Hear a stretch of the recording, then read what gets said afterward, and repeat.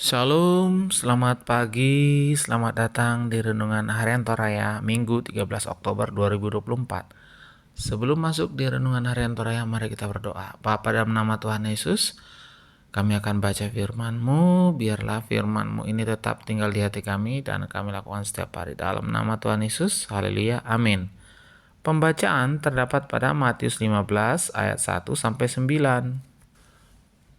Matius 15 ayat 1. Perintah Allah dan adat istiadat Yahudi. Kemudian datanglah beberapa orang Farisi dan ahli Taurat dari Yerusalem kepada Yesus dan berkata, "Mengapa murid-muridmu melanggar adat istiadat nenek moyang kita? Mereka tidak membasuh tangan sebelum makan." Tetapi jawab Yesus kepada mereka, "Mengapa kamu pun melanggar perintah Allah demi adat istiadat nenek moyangmu? Sebab Allah berfirman, hormatilah ayahmu dan ibumu. Dan lagi, siapa yang mengutuki ayahnya atau ibunya pasti dihukum mati. Tetapi kamu berkata, barang siapa berkata kepada bapaknya atau kepada ibunya, apa yang ada padaku yang dapat digunakan untuk memeliharamu, sudah digunakan untuk persembahan kepada Allah. Orang ini tidak wajib lagi menghormati bapaknya atau ibunya. Dengan demikian firman Allah kamu nyatakan tidak berlaku demi adat istiadatmu sendiri. Hai orang-orang munafik, benarlah nubuat Yesaya tentang kamu. Bangsa ini memuliakan aku dengan bibirnya, padahal hatinya jauh daripadaku.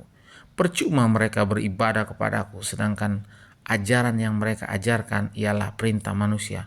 Lalu Yesus memanggil orang banyak dan berkata kepada mereka, "Dengar dan camkanlah, bukan yang masuk ke dalam mulut yang menajiskan orang, melainkan yang keluar dari mulut, itulah yang menajiskan orang."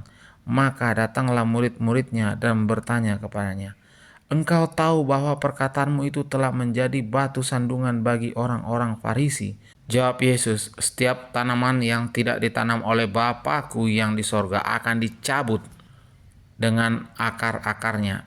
Biarkanlah mereka itu, mereka orang buta yang menuntun orang buta. Jika orang buta menuntun orang buta, pasti keduanya masuk ke dalam lubang." Lalu Petrus berkata kepadanya, "Jelaskanlah perumpamaan itu kepada kami." Jawab Yesus, "Kamu pun masih belum dapat memahaminya? Tidak tahukah kamu bahwa segala sesuatu yang masuk ke dalam mulut turun ke dalam perut, lalu dibuang di jamban? Tetapi apa yang keluar dari mulut berasal dari hati. Dan itulah yang menajiskan orang, karena dari hati timbul segala pikiran jahat, pembunuhan, perzinahan, pencabulan, pencurian, sumpah palsu, dan hujat. Itulah yang menajiskan orang, tetapi makan dengan tangan yang tidak dibasuh tidak menajiskan orang." Lalu Yesus pergi dari situ dan menyingkir ke daerah Tirsus dan Sidon.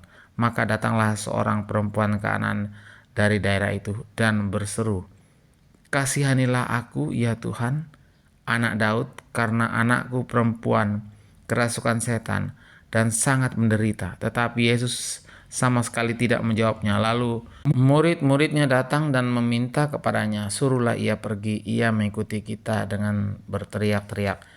Jawab Yesus, "Aku diutus hanya kepada domba-domba yang hilang dari umat Israel." Tetapi perempuan itu mendekat dan menyembah dia sambil berkata, "Tuhan, tolonglah aku." Tetapi Yesus menjawab, "Tidak patut mengambil roti yang disediakan bagi anak-anak dan melemparkannya kepada anjing." Kata perempuan itu, "Benar Tuhan, namun anjing itu makan remah-remah yang jatuh dari meja tuannya." Maka Yesus menjawab dan berkata kepadanya, "Hai ibu, besar imanmu, maka jadilah kepadamu seperti yang kau kehendaki." Dan seketika itu juga anaknya sembuh. Amin. Firman Tuhan. Tema hari ini adalah lain di bibir, lain di hati. Ungkapan lain di mata, lain di hati menunjukkan manusia yang sering menampilkan kebaikan tetapi hatinya justru membenci dan merancangkan kejahatan. Hal itu yang disebut kemunafikan. Tak jarang hidup orang percaya diwarnai dengan kemunafikan. Banyak yang hadir dalam ibadah hanya karena malu kepada tetangga, ingin memamerkan baju baru, atau ingin melihat dan menilai penampilan orang lain. Kita masih suka berbicara lembut dan memberikan nasihat kepada orang lain, tetapi hati hanya ingin mendapat pujian, lain di bibir, lain di hati. Seperti itulah gambaran hidup orang Farisi dan ahli Taurat. Mereka berupaya untuk menampakkan ketaatan mereka agar orang banyak kagum dan memuji mereka, sekalipun hati mereka menyimpan kekejian dan motivasi keliru, walaupun mencoba menampilkan perkataan dan perbuatan benar. Hal itu pula yang membuat mereka menegur Yesus dan para murid yang dianggap tidak mematuhi adat istiadat. Mereka lebih menekankan kebiasaan nenek moyang dibandingkan perintah Allah. Melalui kesempatan itu Yesus mengajar dan sifat munafik mereka. Ia menyorot orang Farisi dan ahli Taurat yang dapat menggeser perintah Allah dengan adat istiadat leluhur mereka. Mereka lebih takut kepada tradisi yang adalah buatan manusia dibandingkan perintah Allah yang berasal dari Allah. Yesus menyebut mereka munafik karena bersembunyi pada ajaran manusia, ayat yang ke-9. Kita juga sering terpengaruh oleh sikap munafik. Terkesan kita menampilkan kebenaran sesuai kehendak Allah. Tetapi hati kita lebih percaya pada manusia, terutama saat kita bicara soal adat istiadat. Banyak kebiasaan yang diutamakan daripada kemuliaan Tuhan. Renungkanlah apakah yang keluar dari bibir sudah sesuai dengan apa yang dalam hati kita. Amin. Bapa, dalam nama Tuhan Yesus, kami sudah baca firman-Mu, biarlah firman-Mu ini tetap tinggal di hati kami dan kami lakukan setiap hari. Dalam nama Tuhan Yesus, haleluya, amin. Selamat pagi, selamat beraktivitas, Tuhan Yesus memberkati, amin.